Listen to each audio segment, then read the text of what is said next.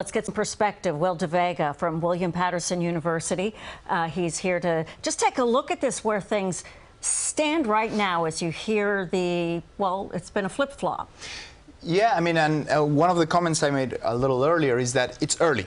And we need to be very careful about how we look at the data, where the reports are coming from, where the votes are coming from, and equally as important, how are the candidates trending in some of the important districts. So, for example, it's important to know, is Governor Murphy doing well in the urban districts, or is, Governor or potential Governor Ciattarelli outperforming how he should be in areas like Newark, in areas like Camden, in areas like Jersey City, areas like Paterson. And so those are the places where, there are votes to be picked up, or places where potentially the governor has to worry.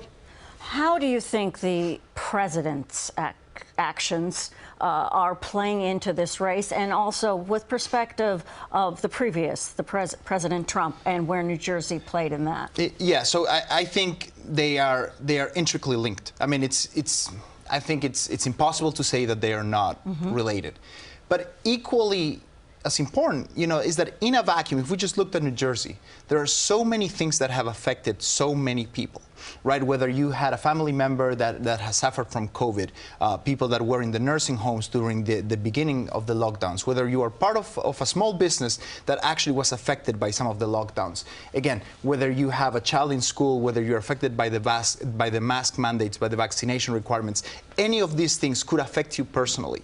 And so if you take all these issues, you might say to yourself, I want a different route. I want to take a different approach. Not because you necessarily think that it's what's best for the state, but it's because what's affected you. So are you saying whether you're a Republican or a Democrat or unaffiliated? Yeah, that's right. That's right. I mean, if you're the owner of a small business, at some point, your own personal, it's Maslow's hierarchy, right? Your own personal being and, basic needs, it's more important than, whether or not your political party wins. So if you have had to close down your restaurant, if you have had to, find other means to put food in your family's table, it's more important than whether or not a Democrat or a Republican wins. So I think that all those things, you're starting to feel how they might be shaping this election. But again, I want to be very, very clear here. It's very early still.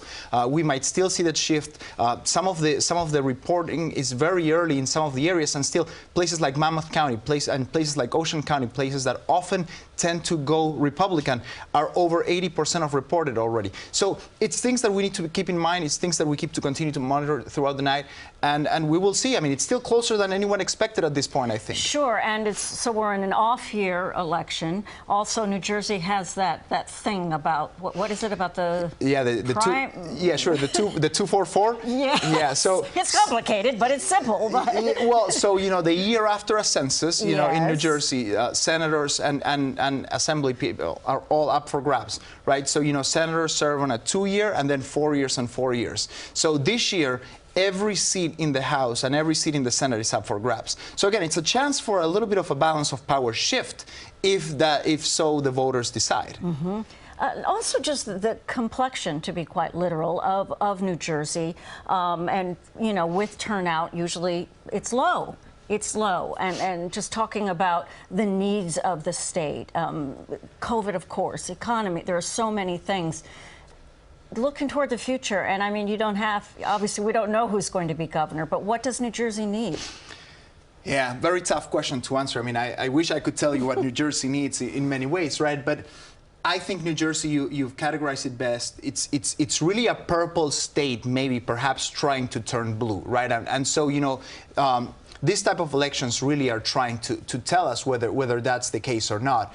What it needs, I think it's what the country needs as a whole. It's a way to find a way to become unified, to find a way for everyone to root for the same state, for the same options, for the same plans. And for everyone to understand that, even if your candidate does not win, we all want the same thing, that it's, a better, a more prosperous New Jersey and a more prosperous United States, and that at the end of the day, whomever stands on the other side of the aisle is not necessarily an enemy. It's just someone that thinks of things differently. And no one's ever 100% right or 100% wrong all the time.